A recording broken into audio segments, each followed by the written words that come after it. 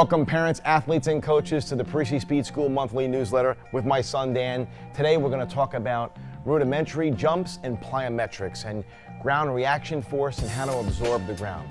When we talk about jump training, a lot of athletes, they'll perform plyometrics, they'll jump over hurdles on boxes, but a lot of people don't really understand why or how. And the why is the secret. First thing, when we land, the goal is to absorb the ground with the entire foot when we do jump training. Think about it. If I take my finger and try to press it into a wall, or just my other hand really hard, that actually hurts. My joints in my finger, I can feel a lot of stress. If I make a fist and I punch my hand, that doesn't hurt my hand at all. Why? I have a lot more surface to absorb that punch. Same thing when the foot hits the ground. We don't want to be on the balls of the foot. We want the whole foot to absorb on and off. We want that amortization phase, or we want to utilize hydraulics. What do I mean by utilizing hydraulics when I jump or when I sprint? Think about a backhoe. Think about that backhoe when they pick up a big rock or a boulder or they knock down houses. That backhoe is strong because it uses hydraulics or hydraulic fluid. It's compressing fluid, and the fluid is utilizing fluid to generate lots of force. Well, your body is 90% fluid. You have water. Most of your body is water. You have fluid. We have to learn how to leverage that fluid inside our body when we land and when we sprint. So that time on the ground, when we jump or when we sprint, we want to make sure we absorb a little bit, absorb that force, that amortization, that time on the ground needs to be timed correctly, not rushed too quickly, but also we don't want to be too long on the ground. So how do we go about this? Enough with the explanation. Let's start off with rudimentary jumps. Dan, double leg, rudimentary jumps, 10 yards, soft on the ground, using the whole foot. Bending at the ankle, a little bend at the knee, a little flex at the hips, neutral spine, strong core. These are all the important elements when we teach first phase of jump training. Okay, Dan, here we go. That's excellent. Now, Dan, turn around, come back. Now, you see how Dan was light on his feet? Let's come back and let's show the wrong way how to do jumps, where he's going to be way too hard on his feet. So show what the wrong technique would be like, where you're putting too much force into the ground.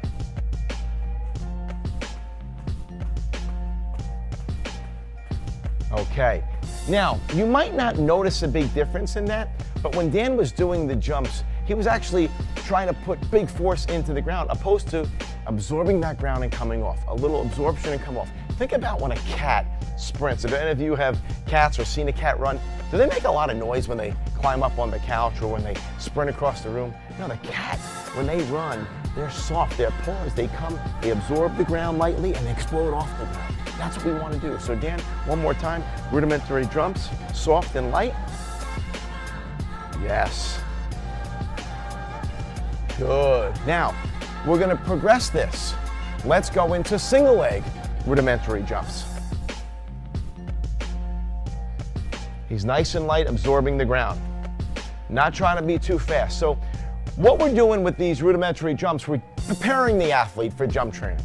We're getting them to create some stiffness. We don't want them buckling or folding too much at the leg. We want to have enough stiffness to absorb and get off. But the key takeaway is finding that common ground of absorption, but not being too slow off the ground. That's really important, because to be too slow off the ground, that's not good. That actually is the opposite of what we want to do.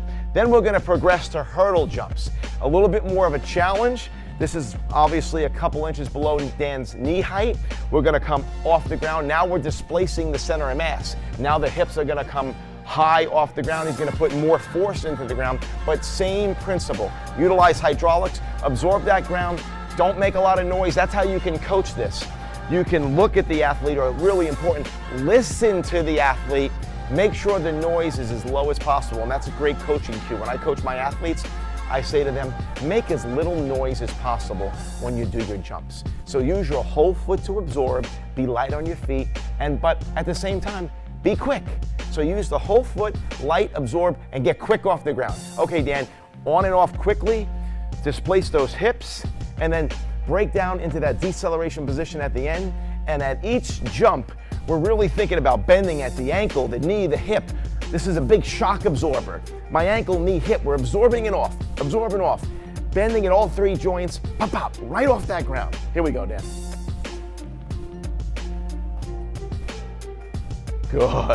Good job. Now spin around. Each and every rep and set, an athlete needs to think, where can they get better? So Dan did a great job on that, but I think he can be softer and lighter. And that's what you want to work on. Every time you do a set and rep, how can I make that?